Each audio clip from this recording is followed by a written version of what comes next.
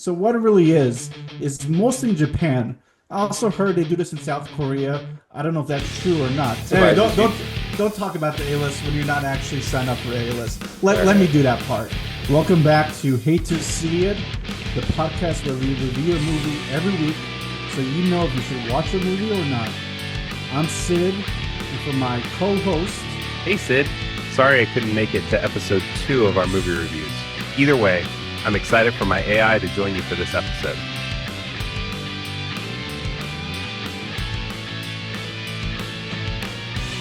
I hope you guys like that AI short we just did. So before we kicked it off, like before we actually had our re-debut episode, we started doing some AI shorts. And people were confused. They had no clue what was happening. But over time, it started hinting that we would return to our podcast. With that said, people were still confused. They didn't know if we were going to do an actual live podcast or like not live, but if we were going to record a podcast or if it was going to be AI again. So we wanted to trick those people who thought we may be doing an all AI podcast review. What's good, Mike? I'm doing well this week, Sid. Saw another movie. You did too. I'm really enjoying this new routine, really enjoying getting back in the habit of podcasting. It's been a lot of fun. Sure has. So as far as snacks, really quick, did you have the same stuff? Did you switch it up? Because I know I stuck to my M&M peanut butter. Let me make sure I pronounce that correctly this time, and a large Coke. But what about you? So this week I was a little bad. I was a little naughty. I decided to sneak in some snacks. Oh, well, So I stopped at CVS on the way, got myself a Coke Zero okay. as usual, and some Mike and Ike. That's actually a really good choice. I I love like Mike and Mike and Ike. Ike a lot. I'm usually someone who goes for chocolate candy. I have to say Mike and Ike is probably my favorite, like non-chocolate, sugary gummy type candy. I love them. Oh, I might agree with that. That's one of my guilty pleasures. Whenever I do a quick like supermarket run, I usually pick up some Mike and Ike's. So good decision, Mike. Yeah, so even though this is very minor transgression, sometimes they don't like you bringing in outside snacks because that's where they make their money on the concessions.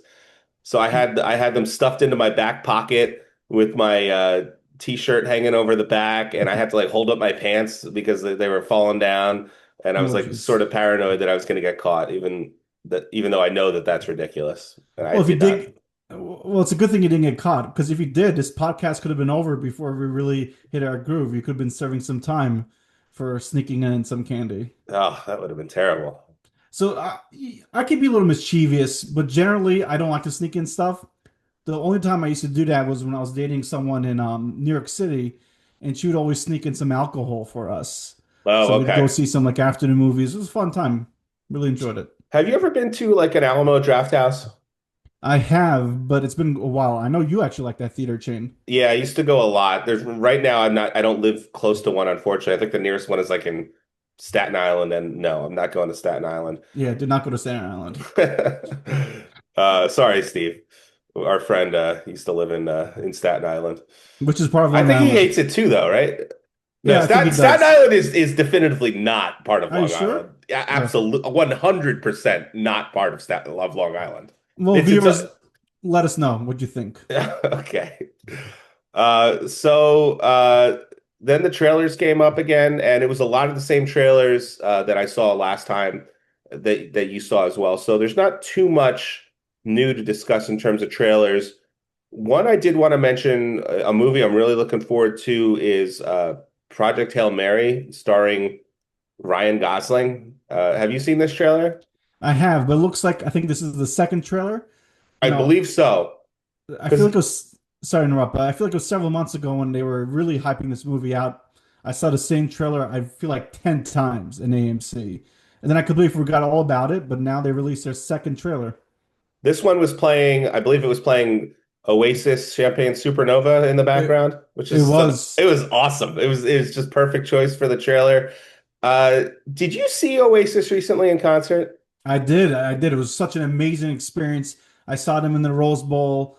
Great time. I had back-to-back weekends of concerts with Oasis and Linkin Park. So yeah, it was truly a wonderful experience. I'm really glad I got to do that. The other real quick Oasis memory I have is a few years ago. It's like 8 years ago at this point. When I went out to visit you in LA, we went out to dinner, and some guy was going around table to table, like playing music on his guitar, taking requests, and we had him play "Don't Look Back in Anger" by Oasis. That was another great choice. Yes. So this, Speaking speaking of Oasis, I almost wore my Oasis shirt today on the podcast episode, so that oh would have been wow. quite fitting. But I just recently took a selfie of it for our group chat, so I was like, you know what? I'll wait a week before I wear that shirt again. So this movie, Project Hail Mary, it's from the Spider-Verse guys, right? Yep, Phil Lord and Christopher I forget the Spencer. names. Did they do the Lego movie as well? Those two guys? I, I think you're right. It was like a Batman Lego movie potentially. Possibly. And then I believe they were originally supposed to be they were supposed to do the Spider-Man, solo Star Wars Star movie, and I Wars. believe they Yes. got fired from that, and Ron Howard had to finish the movie. Yeah, I don't remember the whole logistics, but yes, I remember they were attached or did it or got fired. But yes, you're They're correct. very Oh, they are. talented directors. Ryan Gosling's in it, and it's based on a book from the guy who wrote The Martian, right? Very true. Yes, So it I'm is. really excited. I don't we haven't officially set our schedule yet. I think it's pretty safe to say that we're going to be reviewing that movie. 100%. Yeah, yeah. Without question. So that movie keep a lookout for. Do you remember when it comes out? I feel like February or March, maybe. Yeah, something like February is actually looking surprisingly crowded. Yep. The other movie I wanted to talk about, which does not really look like a movie that I want to see, you probably don't want to see it either, but it did stick out to me for one particular reason. This movie called Ella McKay. It looks like kind of like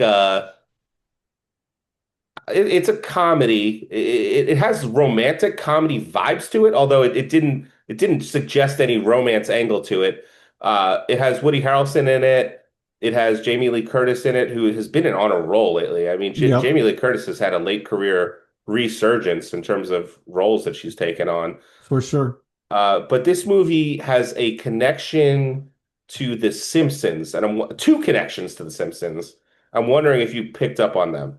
I definitely did not All enlighten me. right, so the movie is directed and I believe written by James L. Brooks, who he back in the 80s, he was a producer on a sketch comedy show called The Tracy Ullman Show. And he wanted there to be cartoon shorts on this show. So he hired a relatively unknown cartoonist by the name of Matt Groening to write some cartoons for this show. And those cartoons became The Simpsons and were eventually spun off Wow. into the sitcom that we know and love today. And he is credited as a co-creator of The Simpsons. You'll see any Simpsons fan will be very familiar with his name because it flashes on the screen every episode.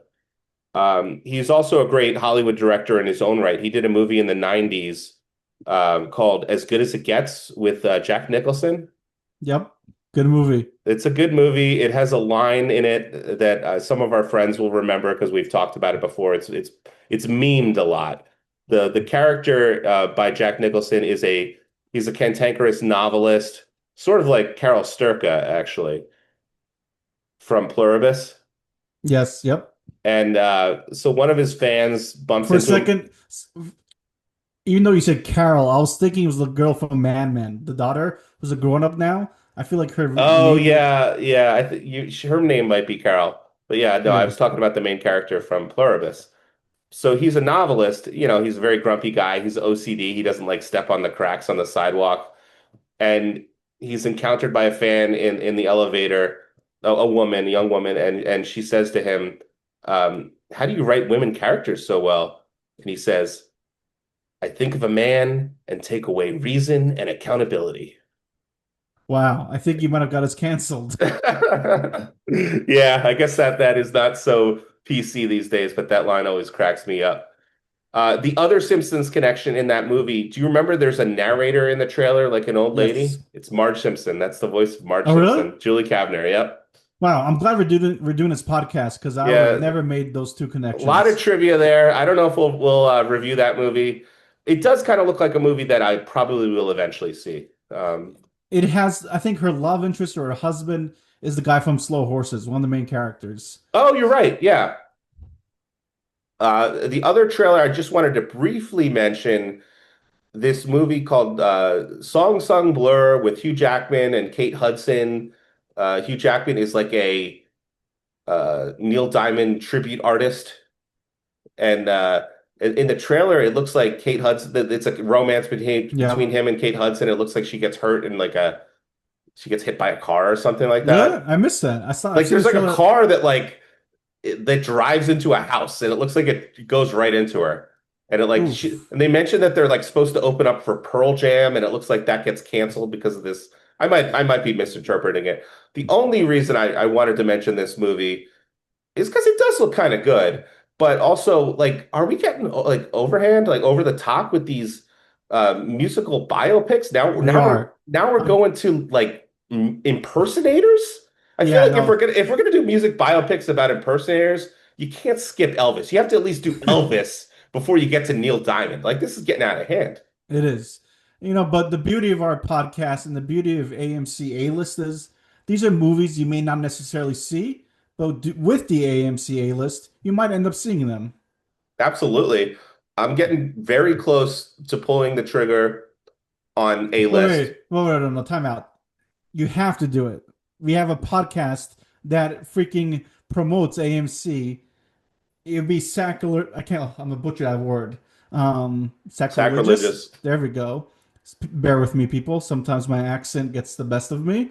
But yeah, it would be pretty shitty if you did not sign up. So I expect you to sign up pretty soon because again, it is the best deal in entertainment. I will. I will. You better. I'll stop this podcast. Oh God. I don't know how our fans will feel about that. Well, I mean, they survived 4 years without our first podcast that ended abruptly. I think they would survive again. Did they though? Who knows? All right, let's move on. Trailers, good job. Really appreciate the insight you shared with our viewers today. No problem. So, what are we reviewing today? So we're reviewing this movie called The Rental Family. So, this is a movie I saw the trailers for a long time. I was really hoping you would also see this movie, so I'm glad you went and you saw it.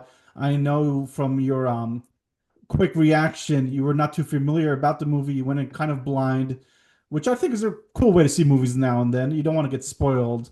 It is. Um, so what was that? What was that like for you, going in blind? It was a really enjoyable experience. I think in a way, I think it forces you to pay attention like very closely because if you miss something, you could easily get lost. So I think it really like pulls you into the movie, it immerses you a little bit, just uh, by sake of you really not knowing what's going on. And the also interesting thing about that is you don't go in with any preconceived notions, or you don't go in like really thinking the movie's going to do super well, it's going to be amazing, and then you become disappointed. So you go in with all open eyes, willing to be entertained. Definitely. Yeah. So sorry, my cat. I thought I'd feed him early, and he'd ignore me, ignore us, but he's being a little feisty as always. El Gato. But yeah, going back to the movie. So one of the main reasons I wanted to see it was because of Brendan Fraser.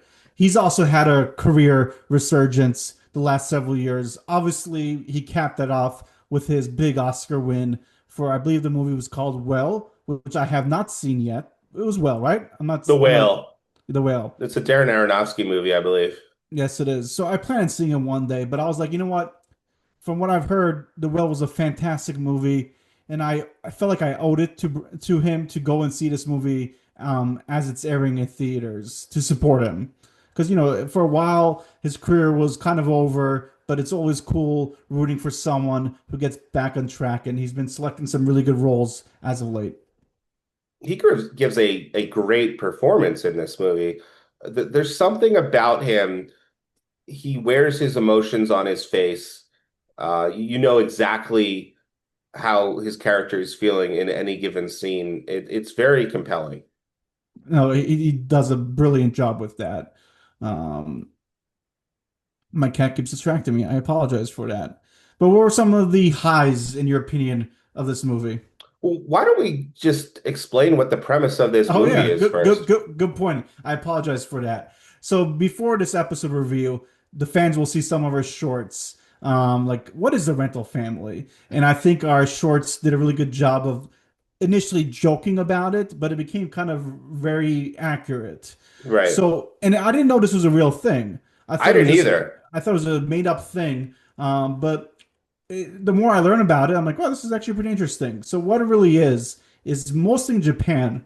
I also heard they do this in South Korea. I don't know if that's true or not, but in Japan, they offer this agency called the Rental Family, where you can hire actors to support you through potentially challenging time that you're going through, or not even challenging time, but just to support you at the end of the day. Like for example, you could be having a wedding, but you don't have a lot of people attending. So to make the wedding seem even better, you would hire paid actors to be the guests of the movie, or not the Right. movie, the wedding. Right. So in the movie, Brendan Fraser is an actor. He ends up going to Japan to film some advertisements. He does a toothpaste commercial, which Yes. ends up, I guess, being pretty popular over in Japan.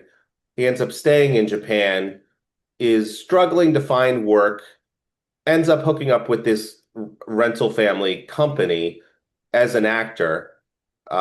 His first job is attending this fake funeral where I Yes. guess I guess someone is in a coffin in the middle of a room, and there's all these people around him grieving him and talking about him, and I guess for some reason it reminded me of, I don't know if you ever had to read, was it Huckleberry Finn or Tom Sawyer? I think it was Huckleberry Finn. In the book, one of them like fakes their death and has a funeral, and they get to experience their funeral. And that's exactly what this was. It's this guy who's alive experiencing what it's like to have a funeral. And then, going back a little bit, so Brendan Fraser's character had no clue what he was getting himself into. So he shows up to a funeral. He has no clue he's part of this fake thing. So he thinks he's actually attending a real funeral. So he's late. He's confused. He's looking around. Sees this very narrow coffin, by the way, which is kind of strange, right? Like the coffin was extremely narrow. I Yes. don't know. Is that a Japanese thing Well, I or think it might be because they're a little bit smaller than Americans are. you're gonna get us canceled for a second time? I don't know if Um, I mean, that's more of a dig it's a on Americans than it is on the Japanese.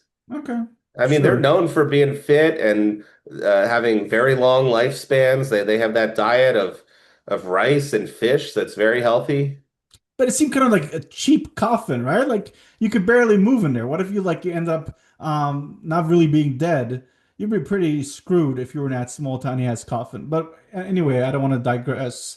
But yeah, he was confused. Eventually, he figures out what's going on when the person in the coffin, I guess he sticks his head out to like look around. And then soon after that, Brendan Fraser's character, I forget his name, but he learns that this person that faked his death really wanted to get a, you know, purp wanted to find their purpose and see that their life actually had a meaning. And they kind of felt after this fake funeral, they kind of felt good to be alive. Was that what you took from it as well? Yes, and that theme is repeated in the movie. There's a character that he ends up working closely with, who was, I guess, a famous actor in Japan, who he's an elderly man at this point in his life, and he has dementia or Alzheimer's or something like that, and he wants to hire a rental family member to be a journalist to take down his life story before he forgets it. And it's kind of similar, I guess, similar reason as to what was going on in that funeral. Their connection in that movie was really well done between that older actor and Brendan Fraser. Really Right. powerful stuff. Right. So that is one of the main storylines of the movie. There's two main clients that he has in the movie. That's one of them. Do you want to go over what the other one is? The mother and the little girl? Yes, a mother and a little girl. The girl's about to start school. I forget if their father, I don't know, the father was out of the picture. She's a single mother. The father is not Yep. in the picture. And then the girl actually believed that that was her father. And I think she was at first cold, to Brendan Fraser's character. Well, just to interrupt you, the mother is trying to get the girl into a private school, and, Yes. and the parents have to be interviewed to get her into the school. And she thinks that they will not accept her if she's a single mother, if she presents as a single mother. So she wants a father there in the interview. So they hire Brendan Fraser to be the father. I'm glad you clarified that. Yeah, very Sorry. important. No, Yeah. no, it's good. It's good. But yeah, over time, the daughter ends up really liking Brendan Fraser's character. They really hit it off. Even Brendan Fraser, like he's starting to get some roles coming his way, like legit roles outside of the rental family. But he feels really connected to his daughter because I think it was hinted, maybe I'm wrong, but it looks like he had a wait, did he have a child? Maybe I'm misremembering it. Well, there's a scene where he tells the elderly man, the actor, that he has a daughter, Yes. but I'm pretty sure he was lying and he was referring to the girl that he was Oh, pretending. I'm interesting. not positive about that, but that's how I interpreted it. Hmm. I'll have to look that up online. The movie's probably worth a rewatch. Yeah, no, for sure. 100% worth a rewatch. But yeah, they definitely build a bond together. Eventually, the mother kind of gets annoyed that Brendan Fraser's character is like going beyond and above. The little girl gives her number to Brendan Fraser. Right. They start chatting, texting, calling, which makes the mother really upset. One scene I really liked. Well, first, so going a little back, one of the main reasons I wanted to watch this movie was because of Japan. So for Yeah. people that know me very closely, I am dying to go to Japan. Like it's been on my bucket list for a long time. I'm surprised I haven't been there yet. Hopefully in 2026, now that I have my new passport, I'll make that trip. Maybe I'll convince you to come. But I've always been fascinated with the Japanese culture, the Japanese food, the people. So that's why I really wanted to check out this movie. Probably one of the main reasons, because right now I'm consuming as many things Japanese as humanly possible. But they had a really cool scene where it's like a cat festival. And Oh, yes. obviously, by now, everyone knows I have a cat who keeps interrupting. Luckily, he's asleep right now. But Brendan Fraser and the young girl, they dress up as cats. I thought that was really cute. I'd love to dress up as a cat. Why not? But yeah, that scene really hit home for me. Yeah, the movie does a nice job of immersing you in Japanese culture. I think it does that through Brendan Fraser's character as an American who's been living in Japan, and he's been there at this point in the movie for 6 years. So he's familiar with the culture, but at one point in the movie, there's a woman that he works with who reminds him that he's a gaijin, which I believe is the Japanese word for foreigner or something like that. And uh, so we see the movie through his lens. The cinematography is really good. The editing is really good. Is it in Tokyo? I believe it's in Tokyo, right? Yes, it is. And there's a part of the movie where they go out to a more rural area.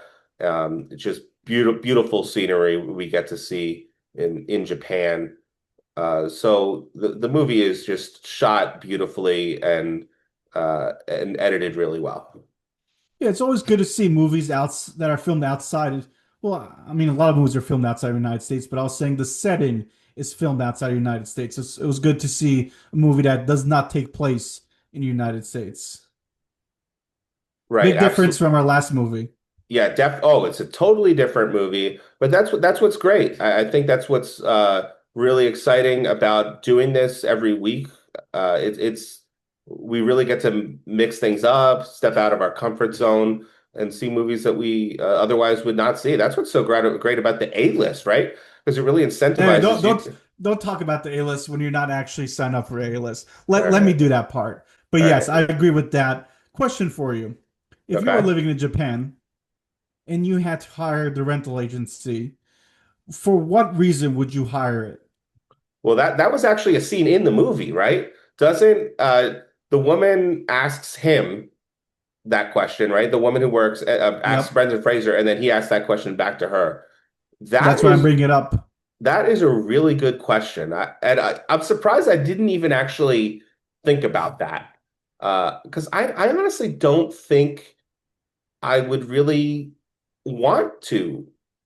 have to have that. Like I don't know, but I think maybe going to like a football game, having like a tailgate, like with just like really diehard Jets fans, that would be fun. That would be a good use of the rental family. especially this season because the Jets are pretty pathetic. So I Yes. think in order to fill Well, like the every season. yeah, like every season. So I think to have some passionate fans would be good to rent them. There's a scene in the movie, a brief scene, where someone is a Dreamcast player. Did you notice the Dreamcast in the Yes, I movie? did. Yep, And he hires Brendan Fraser to play Dreamcast with him. he does. They're playing Um, some kind of Japanese wrestling game, it looked like. yes, there were. I feel like maybe I should do that. I should because you've stopped gaming for quite a while. I still miss our video game sessions. Maybe I should hire the Japanese version of you to be my tag team partner in multiplayer video games. I had a feeling you would say that. Well, I'm glad. I'm, Um, I'm glad. I don't know. Keep on going. well, I think it would be a good idea to go into like a hard spoiler section. We've already talked some spoilers, but if we want to talk about the ending of the movie, I think we should give an official spoiler warning. Does that sound good? It does sound good, but I appreciate you asking me the question I asked you. It would have been nice to get my perspective of what I would hire the rental family for. Well, I thought you just gave your answer. Well, because you were talking about video games, but that wasn't my real Okay, answer. all right, I'll ask you. So what would you No, don't use? worry. We're going past that point now. Oh, it's too late. It's Okay. too late. You I'm hate to s- see it, I'm truly. sorry. It's my bad. Oh, good. By the way, but I feel like I could be a really good actor, or not an actor, but I could be a really good employee of the rental family. I think Do I'll do a you? good job with that. What do you think you Oh would be yeah. good at? Anything. You need me to give a best man speech? Sign me up. You need me to give a eulogy? Sign me up. Whatever it may be. You could be a I'll play the photographer at a wedding. yes, which I've done before. Um, but yes, whatever is needed, I think I can execute it perfectly. Yeah, I think you're right about that. I sure am. So let's go into the spoilers, Mike. Okay. So, uh, the movie, his second job that he has after he gets hired by the rental agency, he gets hired to be this woman's husband at a wedding. Remember this? The second job. Oh So yeah, yeah, the you're right. It first job was yeah, it the was technically funeral. but it was his first big job. Yes. Yep, I remember it. So this woman in Japan, she's a lesbian. She's with this other woman, and they're going to go off to Canada to live the rest of their life.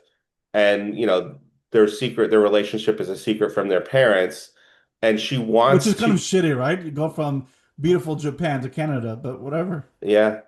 So she wants to put on this show wedding for her parents, I guess to make her parents happy or so her parents will allow her to Yep. leave the country. And Brendan Fraser plays the role of her groom to be in this like fake wedding.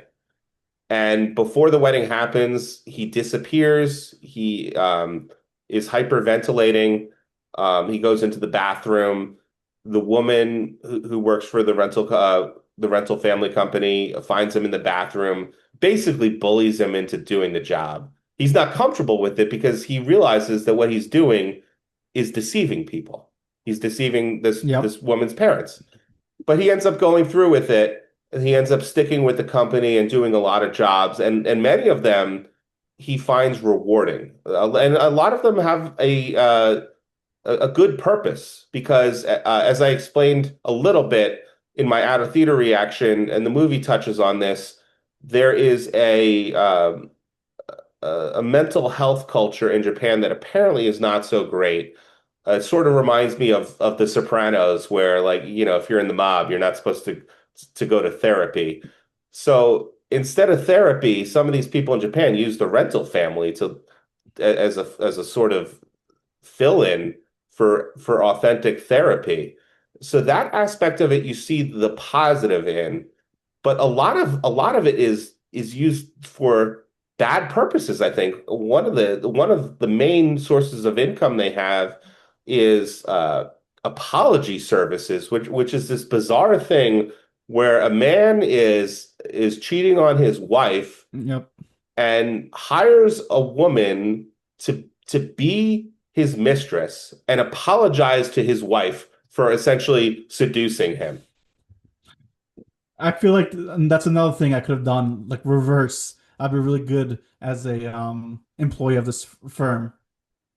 So the movie, there's this dichotomy in the movie where a lot of the work that they're doing is good. Some of it is deceptive and bad. And the main thing that I thought was bad, which was really making me uncomfortable for the first half of the movie, was Brendan Fraser's relationship with this little girl. How old was she? 9 years old? And this girl is developing a relationship with him, and she thinks that he's his actual father, and Yeah. he's going to just disappear. And I thought it was terrible. And I was unsure what the movie was going to do with this. And I was so pleasantly surprised that they went in such a great direction with it, where Brendan Fraser ends up taking this elderly man back to his hometown in this rural part of Japan, and he wanted to find some pictures of his first wife who passed away. He finds those pictures, and the elderly man ends up falling, I think, and he has to get medical assistance, and he ends up getting arrested because he's accused of kidnapping this elderly man. Yes. And the rental company employees end up, at first they're angry at him because he's exposing the business, but they end up helping him and convincing the authorities that he didn't do anything wrong. And uh, the end of the movie essentially is they change their business model. They're not doing those apology services anymore. They're only focusing on the good part of the business. Brendan Fraser, with the permission of the mother, is able to see the girl again, and she knows now that he's not her real father.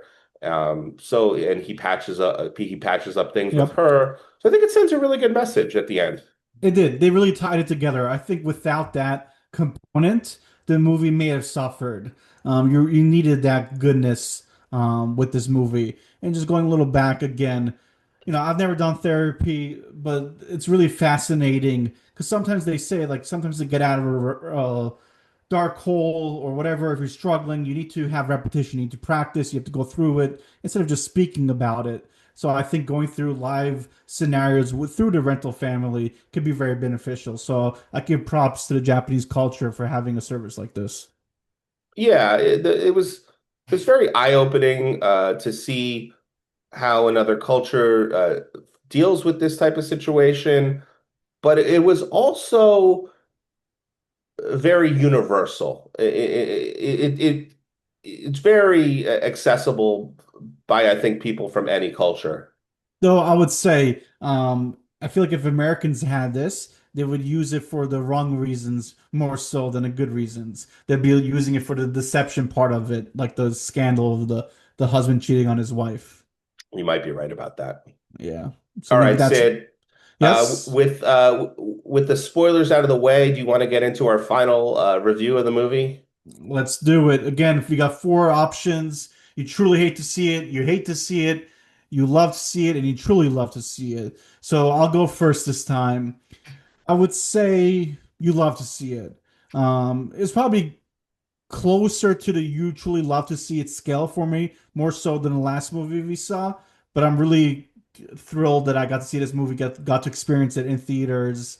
I really enjoyed the message that this film was conveying. I thought the acting was top notch, and again, to support Brendan Fraser, I'm glad I got to see this live. I agree with you, Sid, that this movie is better than Running Man. I have this in the truly love to see it category. I truly love to Oh, see that's the this first. movie. I I agree with you. It's somewhat close in between the love to see it and truly love to see it category. I put it in the truly love to see it category because of Brendan Fraser's performance, which I think was tremendous, and because I think the way they wrapped up the movie was pitch perfect. The message of this movie is so good. It's an uplifting movie that I'm going to be recommending to people throughout the holiday season.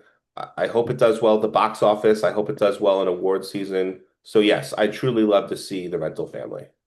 Good. Go see it, folks. Both Mike and I agree that this is worth your time. All right, Sid, I think we covered everything. Is there anything else that you wanted Yes. to touch on? Yeah, of course. Thank you, Mike. So now that we've given our score, so we've both set up accounts in Letterbox. I know we briefly talked about that during the last Sure. episode. So we'll link it in the YouTube section of this episode, but definitely follow along our journey. See the movies that we see the reviews that we give. It'll be a good way to track our progress throughout. So my account's Hate to See It Sid. I think yours is Hate to See It Mike, but definitely we will link that in this video. Absolutely. Thanks for mentioning that, Sid. Uh, it Another thing was, I was gonna say, sorry to interrupt, I keep feeling I say that quite often, but one thing that we want to do over time is kind of like hint what our next movie is gonna be. With Thanksgiving quickly approaching, um, I don't think you and I will find the same movie to see this week. Maybe we will. So next week, when our episode drops, we may be seeing different movies. So the movie I will be seeing is the next movie in the Knives Out trilogy. oh, I think it's called Dead Man something, not Dead Man Walking. But one thing I'm not happy about. So this trilogy, this franchise, was bought by Netflix. So it is a yes. Netflix movie. So it's not going to be shown in a lot of theaters, which makes sense because Netflix wants to really promote the movie on their platform. The director was kind of upset about it, so it's not an AMC. So I was not able to find this movie at an AMC theater. So I have to go find some other theater that I'll see in Thanksgiving. But I don't know. I'm kind of upset about that. I wish this was shown in AMC theaters. But I'm really excited to see that movie because I was a fan of Daniel Craig and the other two. Yeah, Sid. So unfortunately, that movie is not playing anywhere close to where I live. So I'm gonna have to wait until it comes on Netflix to see it. Wake Up Dead Man. That's the official title. Yeah, so I'm pretty sure I'm gonna be seeing Wicked for Good this weekend, and I also want to see Zootopia 2. So yeah, some weeks we will be reviewing different movies. We don't want to make that the norm. We would like to, both have seen the same movie. But some weeks we will see different movies, and I think there's some benefit to that too because it'll give our audience a chance to get more movie reviews. So Yeah, more reviews, and also be a good way for us to try to convince the other person why they should see the other movie. yeah, absolutely. All right, Sid. So this was great discussing The Rental Family with you on our second episode back. I'm looking forward to coming back next week. Happy Thanksgiving. Happy Thanksgiving, everyone. Please like and subscribe and share with your friends and family. It will really help our channel grow. Have a great one, everyone.